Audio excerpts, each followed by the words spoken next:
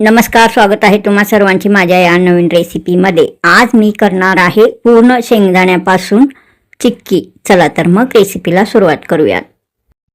येथे मी 1 वाटी घुंगरू शेंगदाणे घेतलेला आहे। 1 वाटी गूळ घ्यायचा। गूळ हा असा केसरी किंवा पांढरा रंगाचा घ्यायचा। हा बघा, असा मी साहित्य घेतलेला आहे। हा चिक्की तुम्ही साखर घालून पण करू शकता, पण मी गूळ व शेंगदाणे याचा चिक्की करणार आहे। आता हे सर्व शेंगदाणे भाजून घ्यायचा आहे। एक पॅन मी गॅसवर ठेवलेला आहे। त्या पॅन मध्ये हे सर्व घुंगरू शेंगदाणे भाजून घ्यायचा। हा शेंगदाणे असा भाजून घ्यायचा की एकदम खरपूस असा भाजून घ्यायचा। याचा रंग एकदम थोडासा ब्राऊन कलर येईतोपर्यंत हे शेंगदाणे भाजून घ्यायचा। मी सर्व शेंगदाणे आता असा भाजून घेत आहे। हा बघा, एकदम असा खरपूस।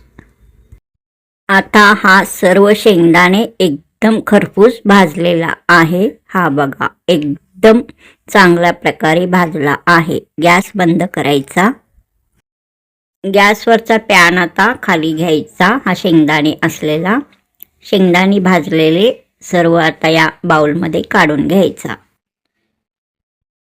सर्व शेंगदाणे खरपूस असा मी भाजून घेतलेला आहे। हा बघा, हा भाजून घेतलेले सर्व शेंगदाणे थंड करण्यास ठेवायचा। 1 वाटी आता येथे मी घेतलेला आहे। हा बघा, या वाटीमध्ये आता हा प्लेटमध्ये ठेवलेला गूळ सर्व या वाटीमध्ये काढून घ्यायचा। पूर्ण शेंगदाणे चिक्की हा रेसिपी तुम्हाला आवडल्यास सबस्क्राइब करा, लाईक करा, शेअर करा, कमेंट करा। हा बघा, 1 वाटी गूळ आता येथे घेतलेला आहे। पूर्ण शेंगदाण्याचा चिक्की करण्यासाठी आता पाक तयार करून घ्यायचा आहे। चिक्की करण्यासाठी गूळ हा केसरी किंवा पांढरा घ्यायचा। हा बघा, असा मी हा गूळ घेतलेला आहे। येथे मी आता एक कढई घेतलेला आहे। त्या कढईमध्ये हा गूळ घालायचा। पूर्ण गूळ या कढईमध्ये घालायचा आहे। पूर्ण शेंगदाण्याचा पाक करण्यासाठी 1 वाटी गूळ मी या कढईमध्ये घातला आहे। आता गुळाच्या निम्मे पाणी घालायचा आहे, म्हणजे अर्धा वाटी पाणी यामध्ये घालायचा आहे। गूळ ज्या वाटीने घेतलेला आहे त्याच वाटीने मी पाणी अर्धा वाटी यामध्ये घालणार आहे, पण घेताना पूर्ण वाटी पाणी मी घेतला आहे। हा बघा, 1 वाटी पाणी घेतला आहे। अर्धा वाटी या गुळामध्ये पाक करण्यासाठी घालायचा आहे। अर्धी वाटी नंतर पुढे आपण वापरणार आहोत। या गुळामध्ये अर्धा वाटी पाणी घालायचा। हा बघा, अर्धा वाटी राहिलेला तसाच ठेवायचा। हा बघा, हा अर्धा वाटी पाणी पुढे वापरायचा आहे। पाक तयार करण्यासाठी जो गूळ व पाणी आपण कढईमध्ये घातला आहे तो कढई आता गॅसवर ठेवायचा। हा बघा, आता गॅसवर मी हा पाक करण्यासाठी ठेवलेला आहे। गॅस चालू करायचा। गॅसचा स्पीड हा मीडियम ठेवायचा। असा चांगला परतत राहायचा। पूर्ण शेंगदाणा चिक्की यासाठी हा पाक असा तयार करायचा की 1 तारेपेक्षा थोडासा कमी असा हा पाक तयार करून घ्यायचा आहे। हा बघा, एकदम चांगल्या प्रकारे आता पाक तयार होत आहे।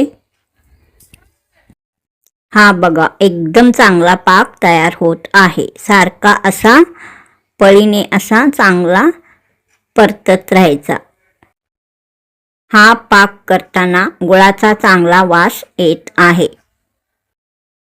एक पोळपाट मी घेतला आहे। त्यावर अर्धा चमचा तेल घालायचा। तेल चांगला हाताने पसरवून घ्यायचा। हा बघा, अशा प्रकारे अर्धा चमचा होईल इतका तेल घातला आहे। चांगला असा पसरवून घेतलेला आहे। पाक तयार होत आहे। अजून 1-2 मिनिटं ठेवायचा। चांगला पाक तयार होण्यासाठी. आपण जो अर्धा वाटी पाणी ठेवलेला होता तो पाक चेक करण्यासाठी ठेवलेला होता. हा बघा, अर्धा वाटी पाण्यामध्ये थोडासा पाक घालून असा बघायचा, असा चिमट्यामध्ये धरून बघायचा. 1 तारेपेक्षा कमी पाक व्हायला हवा. वाटीतील पाण्यामध्ये पण गोल असा आकाराचा पातळ असा थर व्हायला हवा. मग असा समजायचा की पाक तयार झाला आहे. हा पाक तयार झालेला आहे. 1 तारेपेक्षा कमी असा हा पाक तयार झालेला आहे. गॅसचा स्पीड आता एकदम बारीक करायचा. मग हे भाजलेले शेंगदाणे या पाकामध्ये घालायचा. सर्व शेंगदाणे गुळामध्ये असा चांगला मिक्स करून घ्यायचा, म्हणजे परतून घ्यायचा, असा व्यवस्थित मिक्स करून घ्यायचा. थोडासा घट्ट होईतोपर्यंत चांगला असा परतून घ्यायचा, म्हणजे मिक्स करून घ्यायचा. गॅस आता बंद करायचा. रंग छान आलेला आहे. हा बघा, एकदम चांगल्या प्रकारे हा मिश्रण तयार झालेला आहे पूर्ण शेंगदाणे चिक्कीचा. हा बघा, हा चिक्कीचा सर्व मिश्रण आता या पोळपाटवर ओतायचा.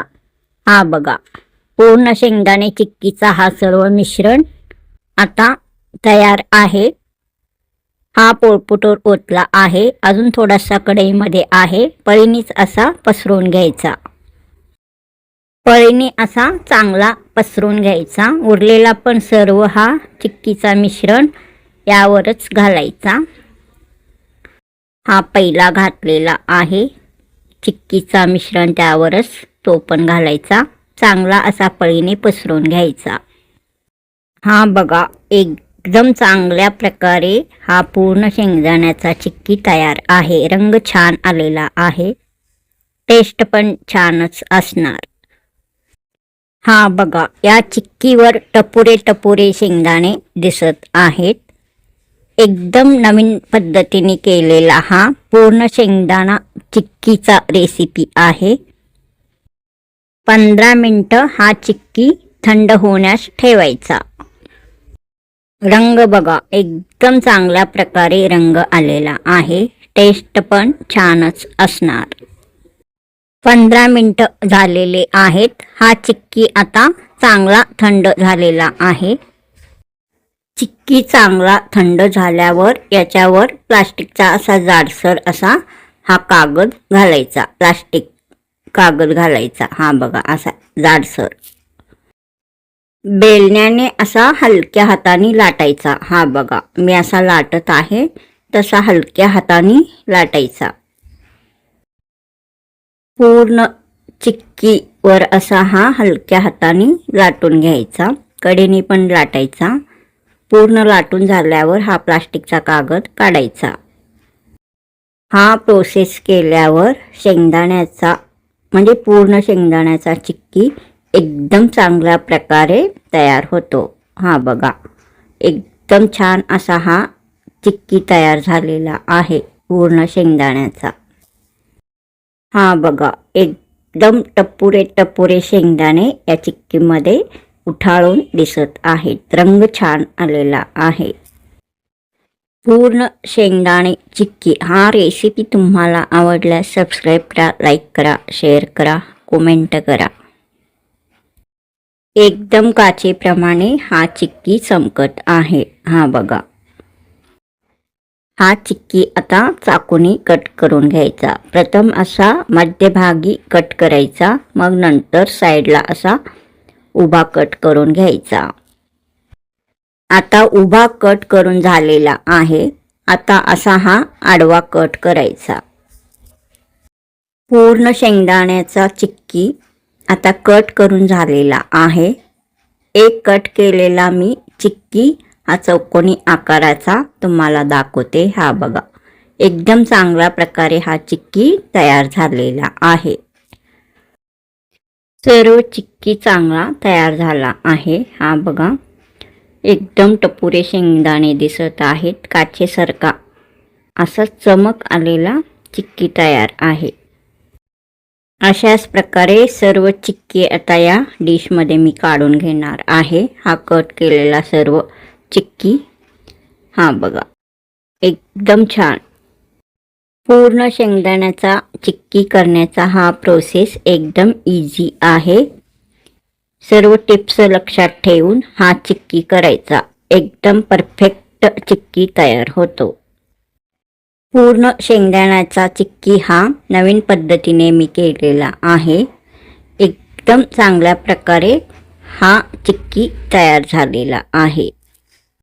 हा बघा एकदम चांगल्या प्रकारे हा चिक्की तयार झालेला आहे. रंग छान आलेला आहे. टेस्ट तर छानच असणार.